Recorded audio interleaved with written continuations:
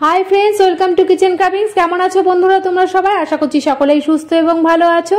तो आज के आमी तोमादेर सामने हाजिर हयेछि पटेटो बल रेसिपि निये बा पटेटो ललिपप रेसिपि निये। एटा बाच्चादेर जोन्नो खुबই लोभनीय एकटा रेसिपि।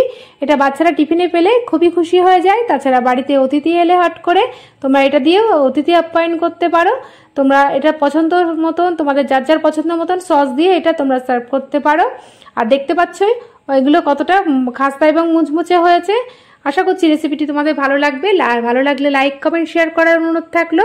আর পাশে থাকা বেল আইকনটি প্রেস করে সঙ্গে থাকবে নেক্সট ভিডিওটি দেখার জন্য। আমি 3টে আলু নিয়ে ভালো করে আমি খোসা ছাড়িয়ে নিচ্ছি যাতে একটু খোসা আলুতে না লেগে থাকে। আমি একইভাবে 3টে আলুর খোসা ছাড়িয়ে নিয়েছি। এবার জল পাল্টে পাল্টে আলুগুলোকে আমি 2-3 বার ধুয়ে নেব।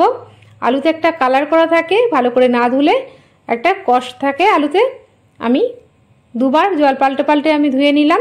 তারপরে আলুটাকে গ্রেট করে আমি আরও একবার আমি জল চিপে চিপে ধুয়ে নেব। এবার একটা গ্রেটারের সাহায্যে আলুগুলোকে আমি গ্রেট করে নিচ্ছি। তোমরা চাইলে আলুটাকে বয়েল করেও করতে পারো, এইভাবে গ্রেট করে করলে বেশি স্বাদ লাগে। আমি 3টে আলুই গ্রেট করে নিয়েছি। এবার আমি জল দিয়ে দিচ্ছি, আরও একবার আমি ধুয়ে নেব জল চিপে চিপে। ভালো করে কষলে কষলে আলুগুলোকে আমি জল চিপে আমি একটা থালার মধ্যে আমি জল ঝরিয়ে নেব। এবার আমি ভালো করে চিপে নিচ্ছি আলুগুলোকে। দেখতেই পাচ্ছ আমি কিভাবে জলটা চিপে নিচ্ছি যাতে এক ফোঁটা জল না থাকে। তারপরে আমি থালার মধ্যে আমি এগুলোকে ছড়িয়ে দিচ্ছি যাতে জলটা যেটুকুনিও থাকে সেটুকুনি সোপ হয়ে যায়।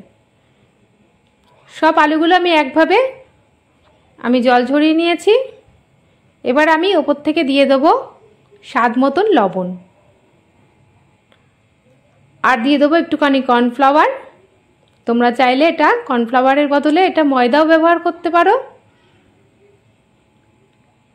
আর দিয়ে দিচ্ছি কুচানো ধনেপাতা, আর দিয়ে দিচ্ছি 1 চামচ লঙ্কার গুঁড়ো, আর দিয়ে দেবো একটুখানি চিলি ফ্লেক্স। তোমরা চাইলে এখানে পেঁয়াজ কুচিও অ্যাড করতে পারো। আর দিয়ে দিচ্ছি বেকিং পাউডার। তারপরে আমি একসঙ্গে ভালো করে মেখে নিচ্ছি। আমি এটা নিরামিষভাবে করেছি, নিরামিষের দিনে এইভাবে করলে খুবই ভালো লাগে।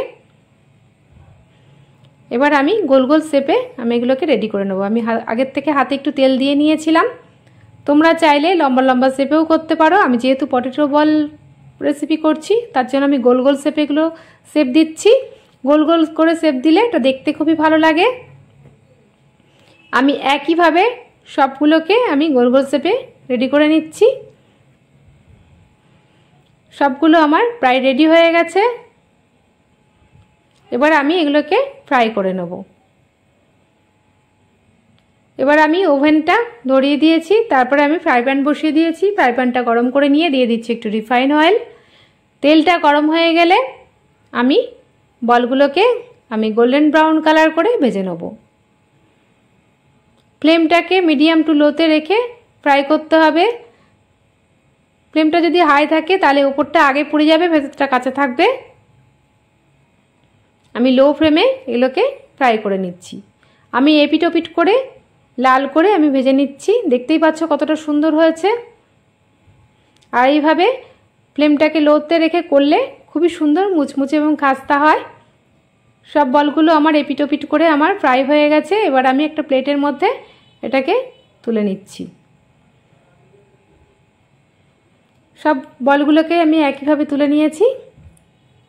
এবার আমি এটা টমেটো কেচাপের সাথে সার্ভ করছি। আর ওপর থেকে আমি স্টিক দিয়ে দিচ্ছি। তোমরা চাইলে স্টিক নাও দিতে পারো ঘরে না থাকলে। স্টিকটা দিলে দেখতেও খুবই ভালো লাগে আর লোভনীয় হয়। তো দেখতেই পাচ্ছ কতটা সুন্দর হয়েছে রেসিপিটা, আর খেতেও খুবই ভালো হয়। আশা করছি তোমাদের ভালো লাগবে। ভালো লাগলে লাইক কমেন্ট শেয়ার করার অনুরোধ থাকলো। আর পাশে থাকা বেল আইকনটি প্রেস করে সঙ্গে থাকবে নেক্সট ভিডিওটি দেখার জন্য। আর যখন কোনো আমি নতুন ভিডিও আপলোড করব সবার প্রথমে তোমাদের সাথে পৌঁছে